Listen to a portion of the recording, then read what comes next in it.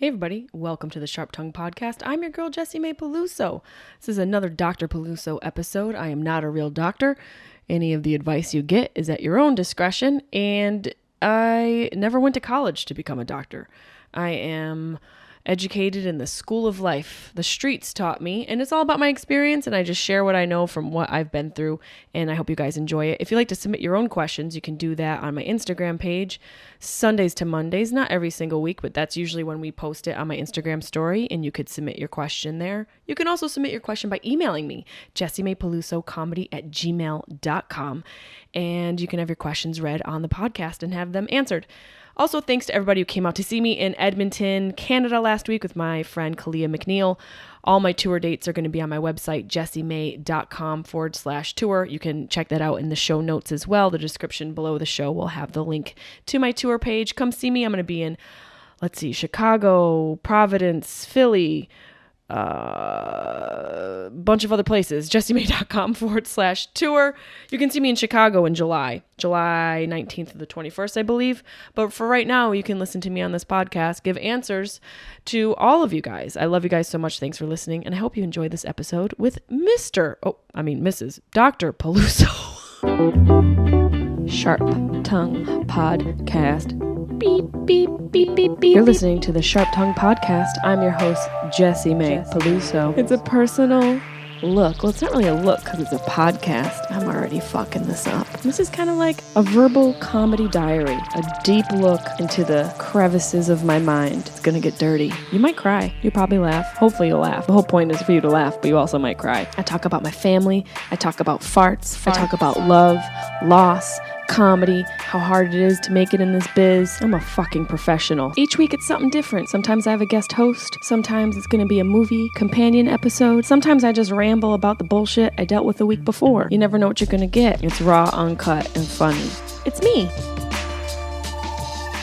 Hey everybody, it's your girl Jessimae. I have a beverage on hand. The beverage is sweating. I am not, because it is still freezing here in Los Angeles. I have no idea what is going on and what's going to happen in the summertime. I have a couple theories. My friends have theories that all of this rain, which has produced so much flora and fauna and so many plants and so many trees and bushes and a bushel and a peck and a hug around your neck. There's so much out there that come summer, when it gets hot and everything starts to burn, we are literally going to be under an entire inferno.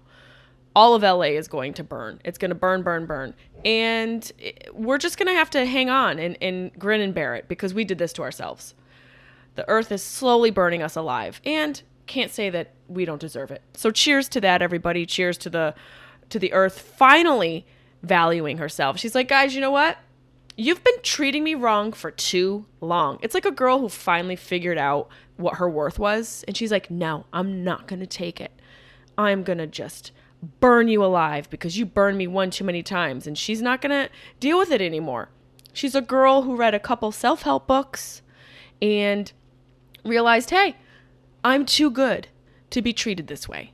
And so I will fry you alive. So here's to frying alive, everyone. I am drinking a tequila. Let's just call it what it is. Let's call a spade a spade. I'm drinking a tequila. It's a Mayan. The hell is it called? Mayan something. And my favorite tequila is Claza Azul. But I needed a drink today because I don't even know if I should be drinking right now. The answer to that is probably no. Whenever you ask yourself, I don't know if I should be doing this, the answer is always no. I got my first session of tattoo removal today, and oh, cowabunga, that hurt. Hot tamale. I felt like charred meat. I felt like I was getting slapped over and over just by like razor blades. It was hot to trot. Woo! Talk about the earth burning. I'm burning, baby. Burn, baby, burn. It was so rude. And it's crazy, right? The host of a tattoo show getting tattoo removal. I wanted to pitch Tattoo Undo for my own journey with getting my tattoo removal. And shout out to Removery, which is the company that is removing my tattoos for me.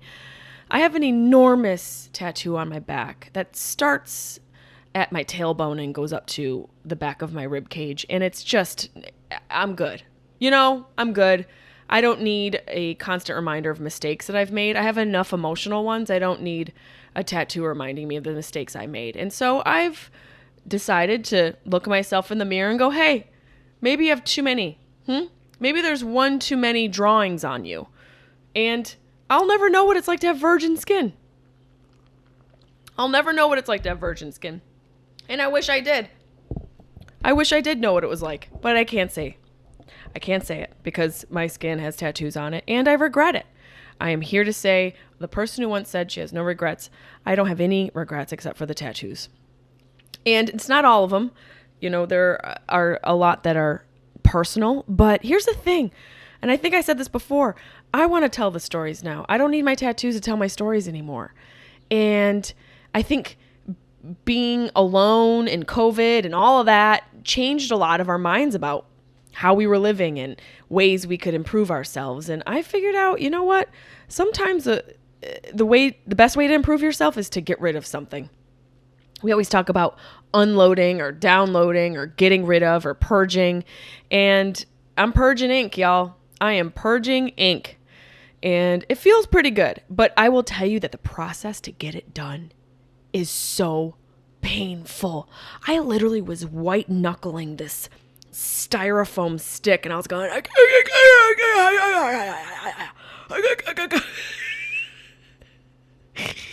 I should have, and I will next time, I should go live. I should go live while this is happening. I don't want to deter people from getting this done. If you yourself feel like you want to get your tattoos removed, live your life. Here's the thing. If you're not hurting anybody and the decision is just for yourself, you realize you made a mistake or you'll feel better about yourself, go ahead and do it. Honestly, go ahead and do it. If you've got the time, if you've got the means and the resources, get it done. And I'm scared to go live because I don't want to deter people because it is painful. But I consider it growth. I consider this a very growing moment for me. And as we know, there is no growth without pain. So this is literal physical pain that I'm experiencing. It is like a constant reminder of the idiotic decisions I made. And here's the thing, like I said, a few of my tattoos I'm very proud of. I love so much. But the reality is most of them the decisions were made on a whim, and it's just dumb. I had a thought today. I thought, if I ever had a daughter and she came to me and told me she was going to get tattoos, I'd be like, are you out of your fucking mind? No, not that beautiful skin. Get out of town.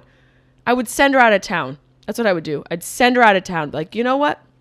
If you want to get these tattoos, I want you to go leave town, go live with the Amish, and write me an essay. Write me an essay about the reasons why you should and shouldn't get a tattoo. And then bring it back. And I don't know what the Amish people have to do with anything. It's just a simple life. Maybe to see what you have when you're away from it and how much you should value it. And maybe you'll forget that you want the tattoo in the first place. But then, my luck, my daughter would come back with an Amish tattoo that some Amish guy did in the barn with bird poop. We didn't need to say that. My sister's trying to FaceTime me right now. Sorry, we're recording. I don't know how to answer. There's got to be some way I could answer and have her be on the podcast, but we don't know what family secrets she would just diarrhea out of her mouth. There's a lot I want to tell you guys. This week is a Dr. Peluso episode. I do want to talk about a couple things here. We don't have any overheard at the market because last weekend I was in Edmonton. Shout out to everybody who came out to the Edmonton shows at the comic strip in Edmonton, West Edmonton Mall. Thank you to all the fans. We appreciate you so much. I had Kalia McNeil with me. We had a great freaking time.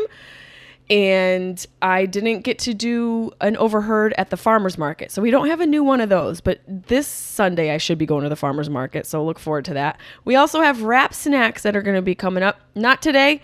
I don't have the stomach to eat wrap snacks right now. But I will make sure that we do that next week. I know we were looking forward to that. And there are a couple May-Bay photos that people sent to me of dogs in places they don't belong. Let's go through that. So Deb actually sent me a photo of a dog, and she said it's the fourth dog she's seen in Ralph's. And there's also a pair of pants in the background, and I don't know if that's the owner's pants. It doesn't really look like it because it looks like the leash is going up to the person in the tan pants. But there's a person with Ronald McDonald's pants in the background who I wouldn't be surprised if they had a dog with them. If you're wearing that kind of funky pant, you're bringing in a Shih Tzu. That's just that math. We don't need your dog in the grocery store. We know you love your dog, but your dog's not fucking special, neither is your kid. I hate to tell you. Your dog's not special. I have 3 dogs. Not one of them is special. They're all so perfect, though. They really are. Your dog's not special. Nobody cares about your dog. And FYI, your dog will be fine at home for the time you're in the grocery store. Matter of fact, your dog probably wants a break from you because you're annoying because you're always home and you're doting over your dog. And your dog is like, look, a really long time ago, I was able to do so much more without you. And now I'm completely dependent on you. And I eat gourmet food instead of hunting my food down. You have destroyed me. Humans ruin everything. Case in point, this fluffy, dumb dog at Ralph's. Then here's a picture of a guy. He's holding a basket in front of what looks like was a crime scene on this polished concrete floor at a Trader Joe's in, I believe this was Burbank. This was at a Trader Joe's in Burbank, a guy holding a basket. First, let's see what's in his basket because we can zoom in here. Okay, he's got dog biscuits. I mean, the thing that's taken up the most space is the dog biscuits. We're not surprised, are we? This guy obviously lives alone. No, this is all the same stuff I have in my shopping cart. Organic coffee, medium roast, so we know he doesn't like a dark roast. He's got bananas that I would buy at that color. What color banana are you? There's so many different color bananas, and it really is indicative of the type of person you are. The ripeness of the banana you choose is indicative of the person you are. I like a very green banana, not green. If you eat green, you're definitely a serial killer. But if you eat lemon green like me, then you're probably anal retentive. You probably care about your body a little bit more, and you probably are pretty regular. I'll let you figure that out on your own. If you eat a really yellow banana, you have mental problems, for sure. You are probably somebody who sleeps odd hours, and you bring your dog into the grocery store. Even though this guy and I have the same banana color, I do think people who eat very yellow bananas, there's something wrong with them. And if you eat very, very yellow bananas with brown spots on them, you should walk into the ocean because you are not a normal human being. Who eats those? Anytime there's a brown spot on the banana, I'm immediately throwing it as far away from my place as possible. I don't want to catch that. I don't want that in the house. That's an amoeba. That's biological warfare. And if you eat brown bananas, you're a zombie. You are a fruit zombie. And everybody knows that brown bananas are just used for baking. So they're not even meant to be eaten. They're meant to be cooked. We all know that. So that solves the banana problem. But this guy, I took a few glamour shots of him and his dog, and the dog looked up at him in this one photo. And even the dog is like, why am I here? I can't help you carry anything. He's got him in a freaking Bjorn. Who carries a dog in a Bjorn? I don't even like when people carry babies in a Bjorn because it feels too ancient. I feel like our baby carrying devices have evolved enough for us to have it look like you're going to go hiking the Appalachian Trail. That's the only way you should carry your baby, in one of those big papooses with like a frame built in, and the kid's got like an awning and a drink holder. That's the only way you should carry your child up like you're going up Machu Picchu. You can't just put your kid in a swing. We don't have enough experience with that. These modern people who get pedicures and eat kale and drink almond milk are carrying their kids in a Bjorn. Something smells a little sticky. Something smells wrong in Lithuania. Everybody knows that saying. This is just so off. And the dog's looking at him like, why am I here? This is embarrassing for us both. And then the dog looks at me like, please help. Help. Please get me out of here. And I'm like, bud, I can't do anything about it. I can't help you. Your dad is obviously going to die alone. And the jury's out whether I'm dying alone or not. So the funny thing is I went back to this Trader Joe's a couple weeks later, and there was a sign outside that said, only service dogs allowed in the store. And we're talking like real service dogs. Okay. We're talking like dogs who help people who are experiencing nerve damage or who can't walk really well or maybe only have one limb. We're talking about dogs who are helping those people walk by bracing themselves for the human to be able to use the dog's body to be able to walk a little bit better. We're talking about service dogs who help people who are in wheelchairs and blind people and, even the people who are experiencing vertigo. We can go as far as saying vertigo. And I don't know if there's vertigo walking dogs. I might have just created a lane for them and you're welcome. And I want a piece of that pie. But also for our war veterans, what doesn't constitute a service dog is your little teeny Yorkie poo. So sorry. Leave it in the car. Don't let it set on fire, but leave it in the car. Let's stop the mania. Stop the insanity. And this is coming from a dog mom. This is coming from a dog mom. I'm appalled at you people. You people are you're all soft. You're all too soft. So this guy, the Trader Joe's, I don't know if he was the last of the Mohicans to really set it off, but the Trader Joe's was like, nuh-uh, no way, fam. Then when I was doing brief work in Vegas, I was in the Mob Museum. And there was this little freaking chunky monkey. Look at him. He looks like the dog from Men in Black.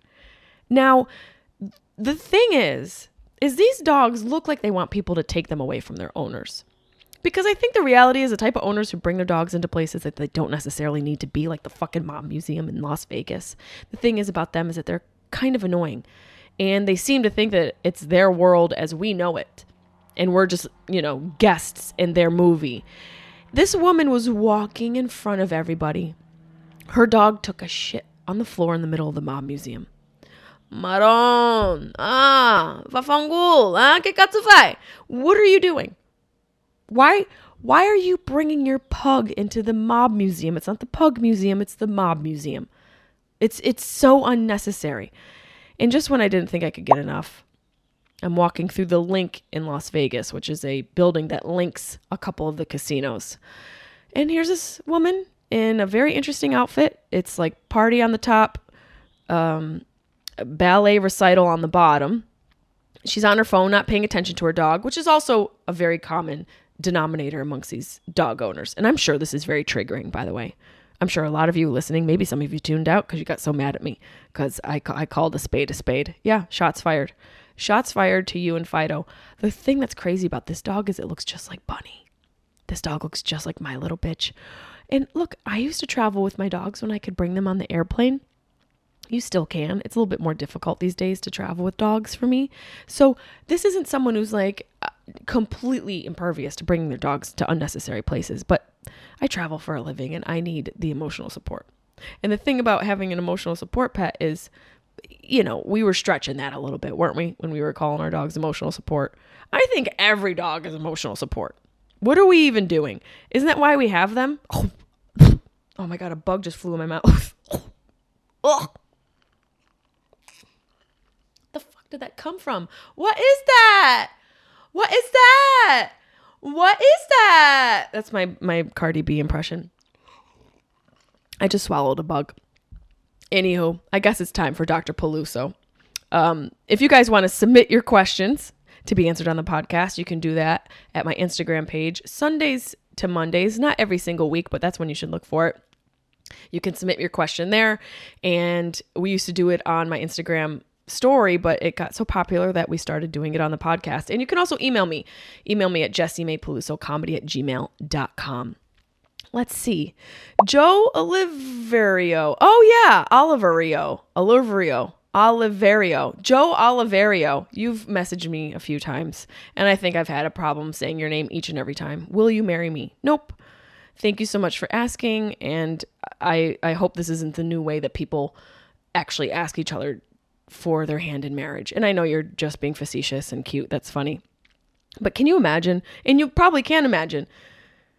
I feel like the sense of romance has been challenged because of social media.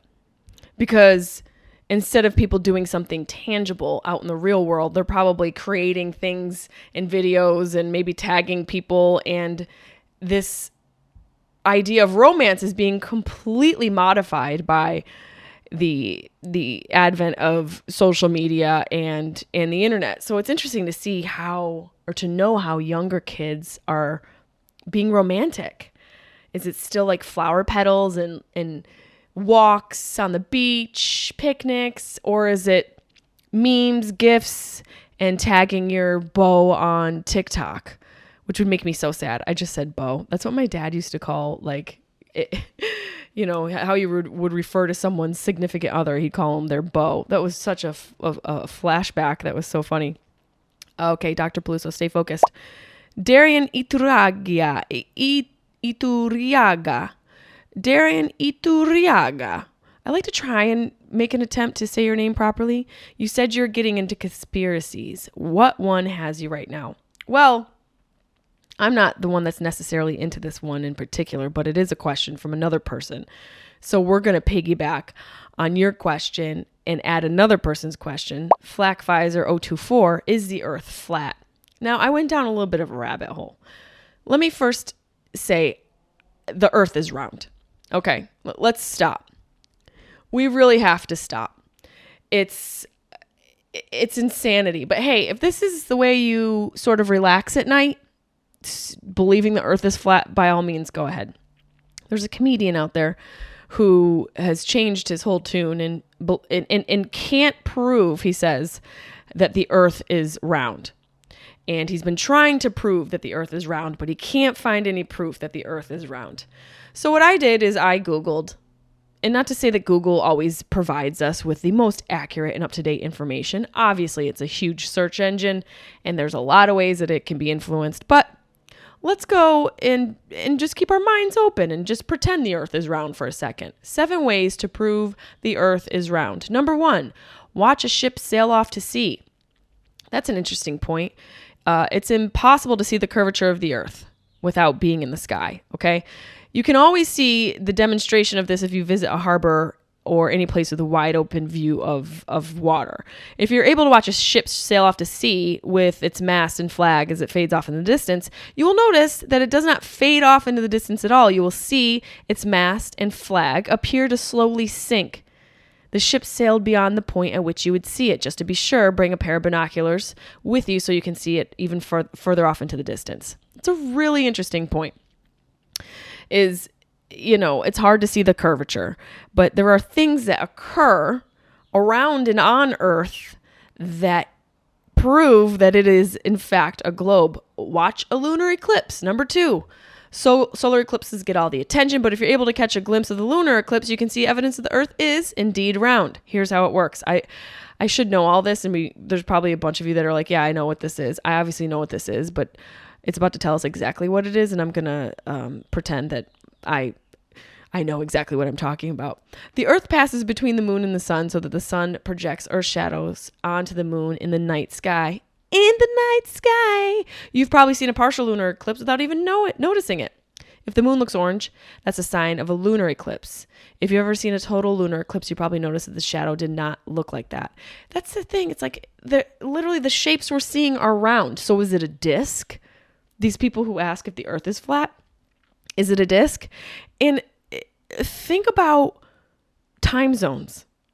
Like if you were to have a phone call and have that phone call be in the next state and further and further and further, all the way around the Earth, you would literally be going in a circle.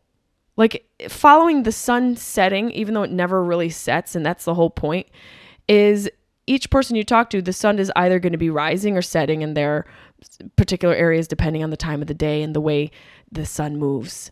It's just, and I'm not a scientist, so I'm sure I'm making this sound really freaking dumb. But I can't believe that people think that the Earth is flat. This one says, climb a tree. Imagine a vast plain, but with one tree smack in the middle. If the Earth were flat, your vision would extend exactly as far while standing at the base of the tree as it would at the top of the tree. However, the farther you climb, the farther your line of sight will extend to the horizon. Well, that one's really difficult to understand. There's a lot of math. Travel through or even within different time zones. Exactly. Traveling through the time zones, the time zones are wide enough that you'll see the sun rising and setting later in the western part of a time zone than in the eastern part of the time zone. I mean, I'm like one of the dumbest people, and I can't understand how people think the earth is flat. And I'm kind of jealous that people can get lost in a conspiracy like that and just be lost in something that is such a fallacy that you believe it and take it as a truth. And you're talking to somebody who hopes in her heart that Sasquatch is alive. So I'm not even trying to act holier than thou, but you guys sound ridiculous. Number 6, measure shadows across the country.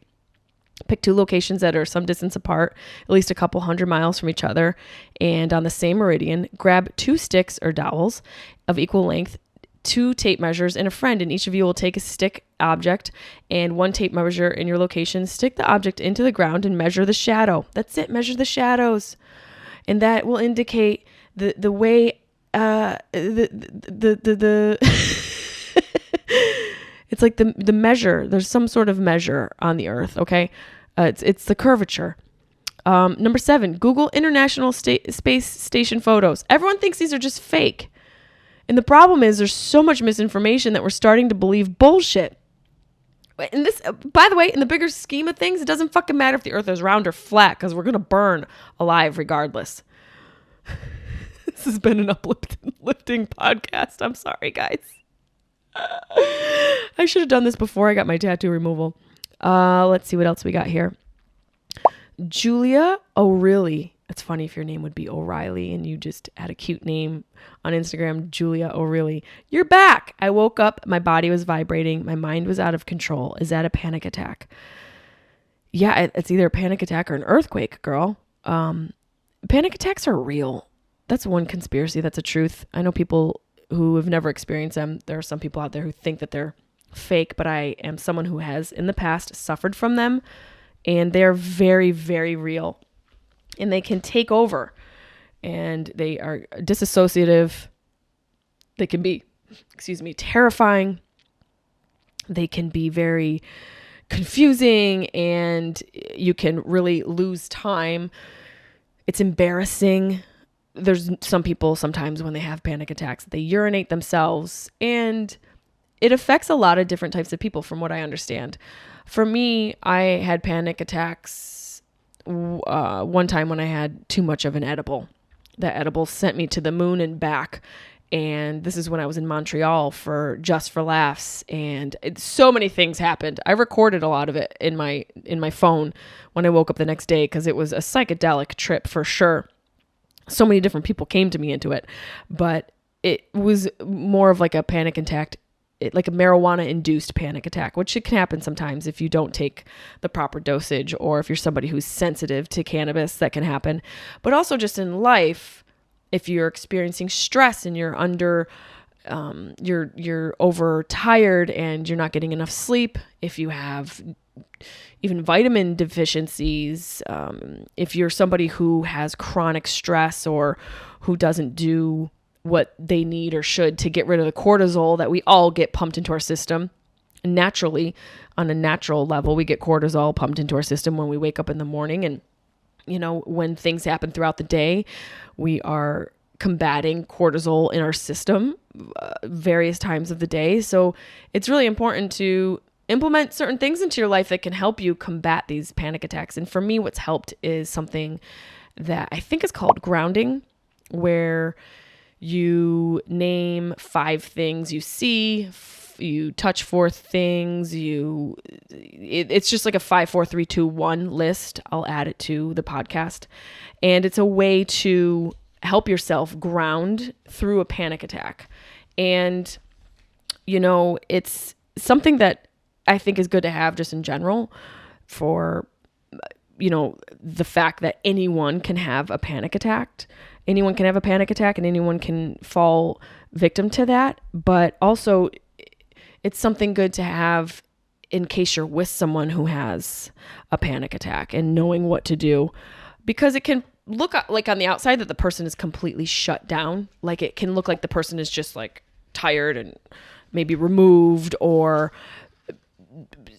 being awkward. It can manifest in many different ways. So if you have somebody in your life who has panic attacks, or if you're someone who's experiencing a lot of stress, it might be good just to know what to do for yourself to ground yourself. One of the best things for any sort of anxiety that I have found, and through reading and asking friends and doing a little bit of research, is breathing and breath work. I know it sounds very woo-woo if you're listening to me and you're in like some farm in Oklahoma. I know this sounds ridiculous.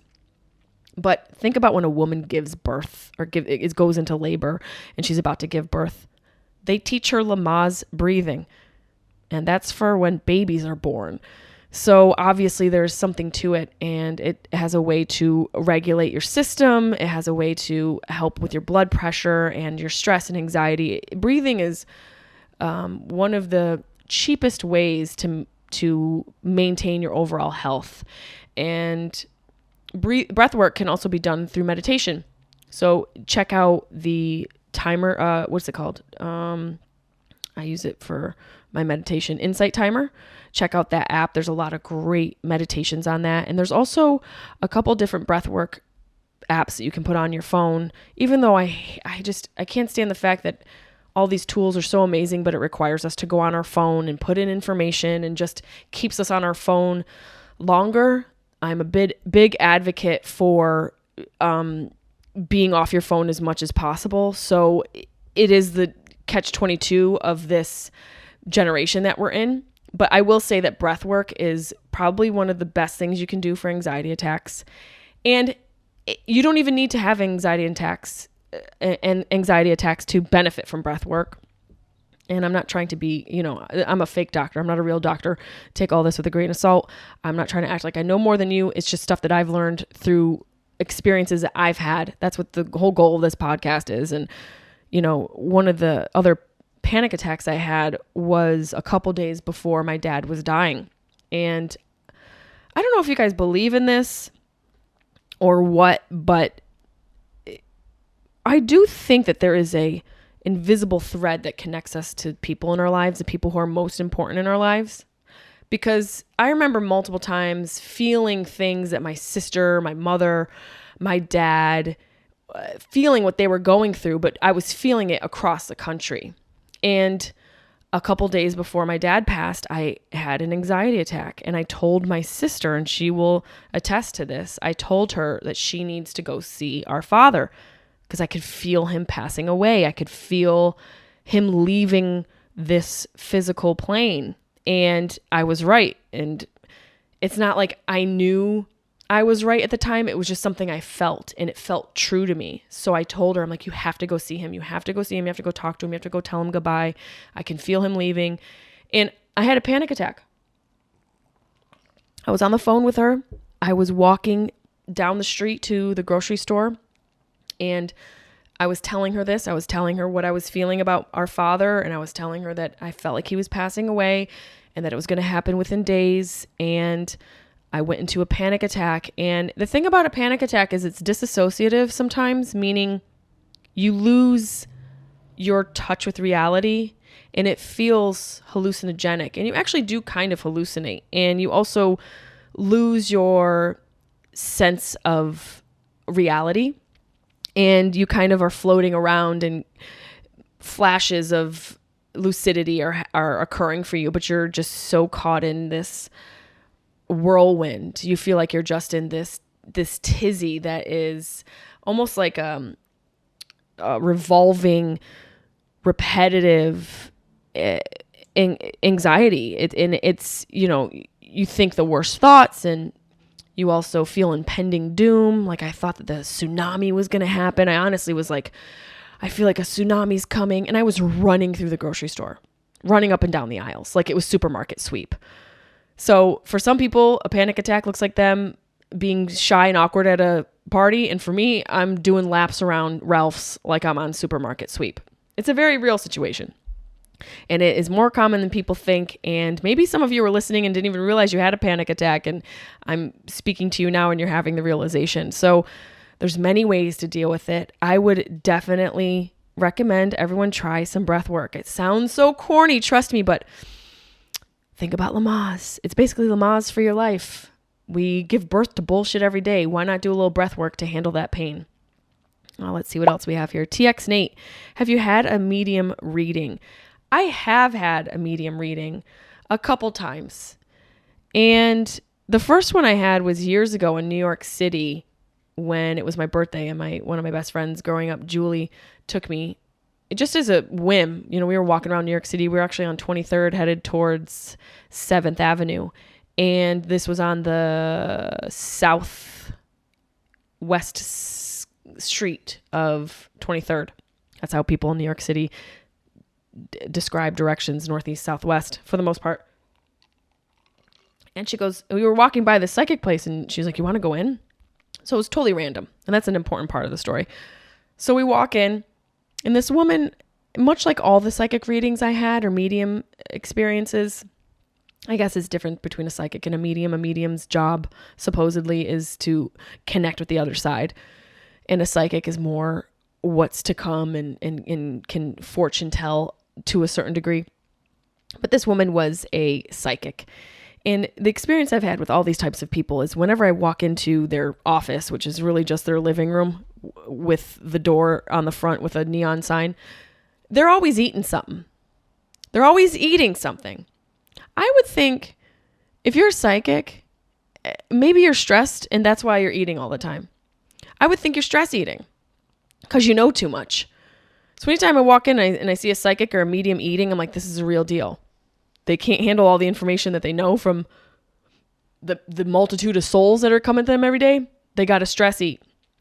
We walk in and Jules goes to, one woman takes her in one room and I go into the front room. And the first thing this girl says to me, she was probably about, I want to say 23 years old, about my age, and just so young. And I'm like, how long have you been doing this? Like, is there an age when you start to become psychic, or is it sort of when you become more conscious and sentient of a being and understand yourself a little bit more, like around 5 or 6, or is it something you're just born with? If we're going to talk about it like we believe it. And I've had some interesting situations where it's not that I necessarily believe it, but this person's so accurate. There's no way they could have known certain things. I sit down in her chair. Again, this was a random one-off thing, and I had just started comedy, and I wasn't being goofy or anything. I just walked in and sat down, and one of the first things she said to me, she said, "You're going to make a living making people laugh." I'll never forget it. She could have said anything. She could have said, "You're going to make a living being a supermodel." And I wouldn't have believed her, but I would appreciate it. I'm like, this girl's good. I got to give her some extra money. She knows what she's doing. I wouldn't have thought it was a scam if she said I was a supermodel. She said I was going to make a living making people laugh. And she was right. I owe my whole career to this woman. And then she said something about a person I was seeing and how they were the wrong person, which I feel is always the situation. Like another time when I went to a psychic, which was off the street in Park Slope. I think it was on 8th Avenue in Park Slope. This woman didn't even have an office. It was a fucking stairwell of an apartment complex. And there was a flashing psychic sign. I think people just buy psychic signs, stick them up, and see who comes. I might even start that. That would be a COVID-proof business. Are you kidding me? If times are good, you want to go to the psychic. If times are bad, you want to go to the psychic. If a baby's about to be born, you're going to go to the psychic. If somebody dies, you're going to go. It's almost like as successful as like a graveyard or a morgue or a funeral home. There's always going to be hopeful people and desperate people, and there's always going to be people dying. I'm going to buy a psychic sign for my front door. So this girl was just in a stairwell, and she was like she didn't even have shoes on. And I kind of walk in, I'm like, "Hey, is this the psychic place?" And she's like, "Yeah." She's like eating. She had a full mustache, like a Cheeto dust mustache. And she's like, "You're not living your life right." And I'm like, "Me? I'm not living my life right? You're in the hallway of a horrible apartment complex with a 2-inch layer of Cheeto dust on your upper lip. But I'm the one who's not living right? Okay. I got to go see your cousin on 23rd Street and see what happened to you and where you went wrong." The nerve. But I've had a couple pretty decent medium readings. I don't not believe in it. I just think there are a lot of scam artists in the industry. You know, there's like the people, like, remember John Edward? He was like, "All right, I'm in the audience. I'm picking something up. Is it an A, a B, a C, a D, an E?" I mean, eventually he's going to get to your Aunt Janet. And it's always the same thing. They're fine. Your loved one's fine. They're happy. They forgive you. So everyone who's dead is fine. Everyone who's dead is fine and happy and they forgive. What if it was somebody who got murdered by their jealous boyfriend? I'd be pissed. Are you kidding me? I would be so pissed. I feel like the only time that it's right to enter a child is as a ghost. And I would enter Elliot. I would enter Elliot so fast, and I would tell my sister, I am not happy on the other side. So get me back somehow. I'm either staying in Elliot or I'm going in Karina. Pick which one you want me to grow up in, because the death is for the birds. So I want to believe, but I just don't know. One of my dear friends told me about an amazing psychic she went to go see with Miley Cyrus, actually. And she said this woman was so good and that she was thinking about me because both my parents were gone. And so this woman's in Oklahoma, funny enough, as I was talking crap about Oklahoma earlier. So I might actually at some point when I'm close to that area, seek her out and see what comes up. The only difficulty for someone like me, and not that I am Angelina Jolie, but I'm in the public eye, and on this podcast, we've talked a lot about my life. And so a lot of it is out there as far as the dead of it all. I've been open about both of my parents' deaths. So I feel like I could be more susceptible to a scam. But then again, maybe I can find somebody in a rural enough of an area who has no idea who I am, and I can just do a fake name. So I'll make sure to keep you guys posted on that. Let's see what else we have here. Trev Turbo. Hey, Trev, you've left us some questions and comments before. Is dating as a normal guy impossible? Yes. And it's also impossible for a normal girl, but it's also possible. It's the sort of thing that it's difficult, but it's also worthwhile. And I think the whole key to it all is to try and not get too attached too soon and really go day by day. I don't know if you're somebody who rushes into things, but I think a lot of us get into relationships just to avoid being alone. We've talked on the podcast before about the difference between being alone and being lonely and loneliness. And I think figuring out our comfortability being alone can really help us when it comes time for us to feel comfortable to date, because then we're not doing it out of necessity. We're doing it out of a want. And I think when you're coming from a place of want, it's more of a place of love. And when you're coming from a place of like neediness and wanting to rush into things, and you're doing that out of fear and a fear of being alone. And it's not impossible. I'm teasing you. I think it's very difficult. I think the cell phone of it all makes it very difficult. And what I can tell you is, it sounds maybe cheesy for a guy to think about, but focus on you. Go and do things that you enjoy. Get out into the world. You know, I took a pottery class and I'm taking this UCLA course that I thought was going to be Zoom, but it turns out it's a glorified MySpace class, which is neither here nor there, but I was looking forward to, being in a classroom and meeting new people in that sense. But challenging yourself and taking on different activities and hobbies can really be a great way to meet somebody naturally. I don't believe in the dating apps. I just think it's antithetical to finding love. I know people have had success with it, not for me. So I suggest that you first change your mindset and know that it is possible. And then the next thing you do is you just forget that. Forget that you're even trying to find someone. I think that that's a wrong way of going about it, where you're like, okay, I'm going to find someone. No, let them find you.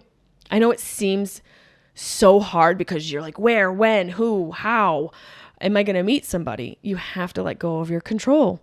You have to let go of the part of you that is holding on to however you're approaching the situation, and try and really be in the moment as much as possible, and allow a little bit of mystery and magic to unfold for you. So much of our life is already predetermined and predestined, and, we've pre-planned. We have to leave a little bit of space for magic, and leave a little bit of space for mystery, and a little bit of space for life to unfold, instead of us trying to control every single moment. And believe me, this is me telling me this as well. It's difficult in today, I think, to find free time and to feel like you even deserve free time.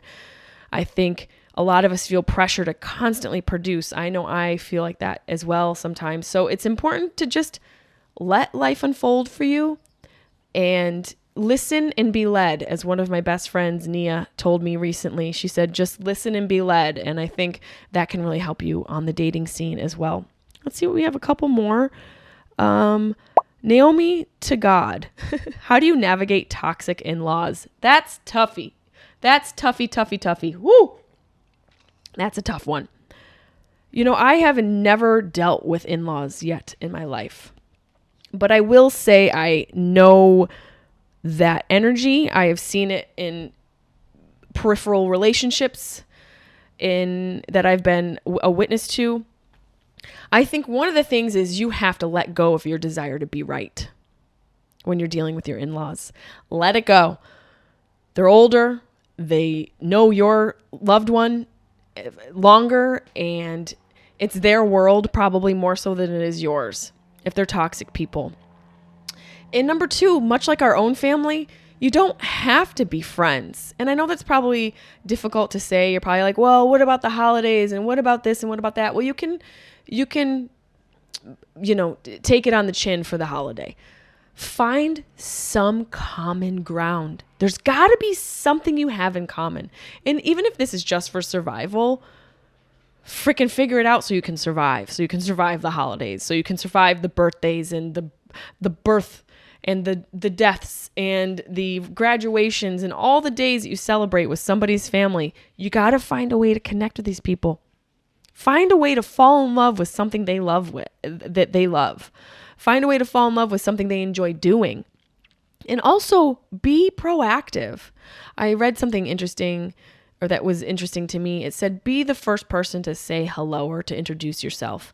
You might have to be proactive in this instance. You might have to really put on a good face for your loved one. And that's if, you guys have a healthy relationship, it's probably worth it to get to know your in-laws. Take them out alone. Put yourself in uncomfortable situations. And you're probably like, girl, every time I'm with them, it's uncomfortable. That's the whole point. They are uncomfortable and they are toxic. Well, there's something to be learned. And there's probably limits to this because there's only a certain amount of toxicity anyone can handle. And also, I wouldn't want, if I know my family's toxic, I wouldn't want to succumb or put my loved one in that situation. I wouldn't want them to succumb to that, and I wouldn't want them to have to witness it, and I wouldn't want them to have to, cater to that. So there has to be limits to this. But if you have to be around them and it's the only way it's going to be, maybe you and your significant other can team up and create a safe word. Watermelon, your mother's driving me nuts. Watermelon, your dad is insane.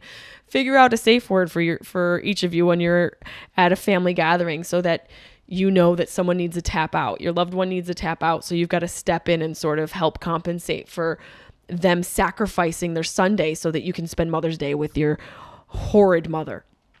There's got to be ways that you compromise with one another to make it work and to, find some sort of common ground and to find some sort of peace, because a lot of this is unavoidable. And maybe put a time limit on it. If you have a party to go to, set up expectations. Be like, hey guys, we're coming. We're only going to be there for 32 minutes. Okay, so let's start the cake early because Aunt Betsy's got halitosis and we don't want to be around for that much longer. I wish you the best. Try to have an open mind, an open heart, and create some boundaries for you and your loved one. Let me know how it works out. Let's do one more. Ina May G. What's up, girl? How are you? If a first date goes amazing, how many hours should it last? Is it 5 too long? What about the second date? I don't think there's any time limit on a good date. 5 hours is a long time, but I know people who've had dates overnight. And I know people who have had dates that were all day long. And there's that new Netflix documentary series out called The Third Longest Date, where this couple went on a third date to Costa Rica during the quarantine and got shut down and shut in together as a new couple. So maybe you can watch that for some inspiration. But I don't think there's any time limit to it. I will say, as a woman, I think it's prudent and I think it would behoove you to leave them wanting more. Now, I speak from a heterosexual standpoint, so I can't speak for everybody, but I think in those traditional terms that there's something to that. There's something to leaving them wanting more, and that's a little romantic. We were talking in the beginning about this new romance, and how do kids navigate romance in this technological world. And I think leaving them wanting more is a real good tool to have in your toolkit. And for yourself. So much of what we do in this world is built to satiate us. We're constantly getting gratification, and I don't think that that's necessarily healthy. I don't think we're living in a very healthy time with instant gratification, and anything we want, our desires are met. We've spoke about the importance of struggle, and I think this abundance of gratification and instant gratification and us constantly being satisfied leads to some depression because it prohibits us from experiencing struggle on a regular basis. And I do think struggle on a regular basis creates a happier, more balanced human being. Think about the history of human beings and what we went through to become civilized. We had to struggle a lot. Struggle was the name of the game. Think about what it takes and what a woman's body endures during birth and child labor. That right there is such a physical, emotional, and financial struggle for a woman to go through. So I think that it's important for us to struggle a little bit in society, but in the context of dating and how long should a date last, I do think to make sure that the guy isn't 100% satisfied leaves a fun little chase. And I don't know if it works both ways. I've never been in a homosexual relationship. So if anyone can attest to that, I would love to hear how it works in your world. Email me, Jessimae Peluso comedy@gmail.com, and let me know if that's a similar occurrence for you guys as well.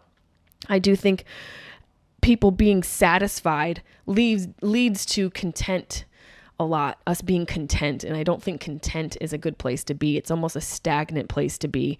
And also can leave us feeling contempt and resentful. So I think that it's always good to just leave a little something. Leave a little something, just a little something for mystery, a little something behind, leave a little something to wonder. Just a little something can really keep things moving and keeping forward momentum and maintaining some magic and mystery. And I think we all need a little bit of that in our lives, especially now where everything seems like it's just so tragic. Well, one way to cure that is to get the fuck off your phone and get out in the world. So that's my homework for you guys. Go out for a walk this week, get your toes in the grass, get out in nature, and feel what it feels like to be alive. And I hope you guys have a great week, and I look forward to talking to you next week. Bye.